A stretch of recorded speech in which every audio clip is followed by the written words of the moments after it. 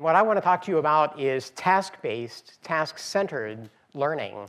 And it's easiest to understand by looking at probably the two most pervasive kinds of teaching modalities at MIT. Still, by far, the most pervasive modality is lecture, PSET, exam.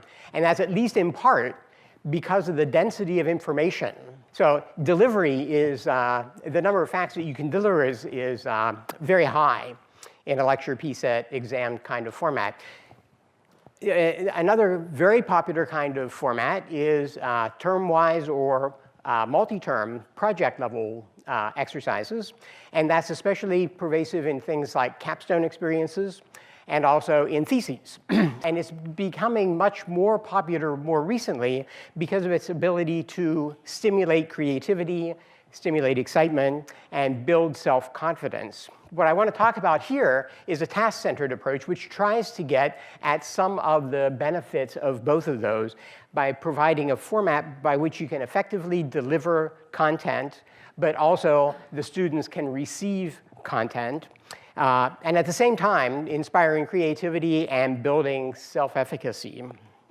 And I'll do that. I'll explain this in terms of two examples.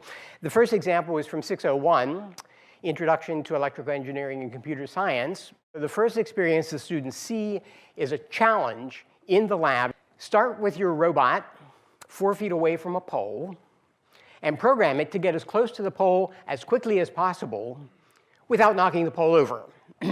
So here's a robot that is approaching a pole. It's a meter stick. And you can see it can get very close to the pole, and it doesn't knock it over. And that's exactly what it should do. Well, not exactly. It achieved one of the goals, which was to get very close to the pole. But another of the goals was to do this quickly. And that was by no means quickly. And in fact, if the students can play with this to try to optimize the performance, it's actually quite hard for fundamental reasons. So after having played with this, after having tried to come up with ingenious schemes by which they can achieve both speed and accuracy, they're well primed to come into a lecture kind of format and learn an underlying theory. So what we do in the theory then is demonstrate how is it that you could build a mathematical model that's represented by the block diagram on the top, literally from the course. How is it that you can understand behaviors from such systems mathematically? And how can you develop quantitative measures of performance? There are advantages to the task-centered approach, and they include a deeper understanding of admittedly fewer topics.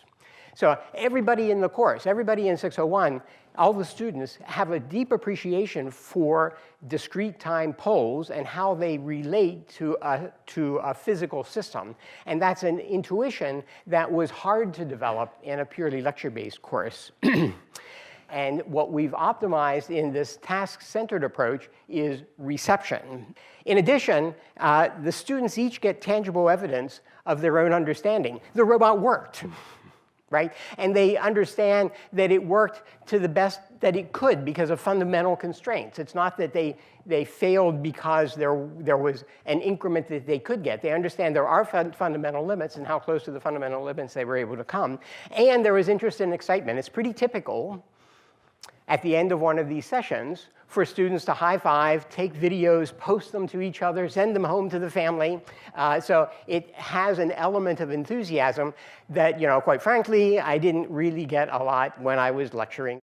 Second example is from a freshman advising seminar that I did last term.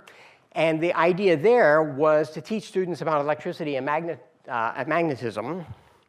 We used the same kind of approach, practice, theory, practice. So we began in the lab, and the students were asked to make an electromagnet.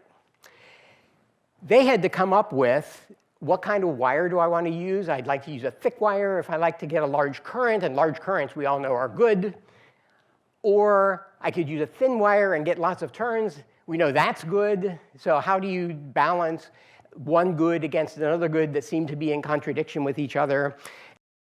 A number of things that they could try to understand empirically and gain some intuition that then would prime them to come in and learn in a more formal lecture setting How do things like, are you using a voltage source or a current source, how do those things factor in to thinking about it? And that allowed the students to go back into the lab and make designs for electromagnets that they understood the trade-offs and they understood how close to an optimum behavior they had come. It also set them up for the next task, to make a brushless motor. A brushless motor has a rotor that in our instantiation, the rotor was a permanent magnet, and the stator, the part that didn't move, was a series of electromagnets. And there was a magnetic sensor, a Hall effect device, that would report where the rotor was back to a microprocessor, so the microprocessor could decide which coils to turn on, and it would start to turn. But then at a certain point, the coils would be energized differently, et cetera. So this was kind of the explanation that we gave in the preparatory lecture for this is the kind of thing you should try to do when you're making your motor. And then the students made their own, laser cutting, 3D printing, et cetera. And the designs were all over the place.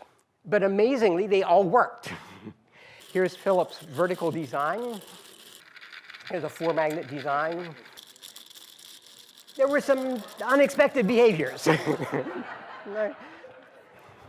My favorite was a student who put the rotor on the outside. This is just wrong. The rotor is in the inside.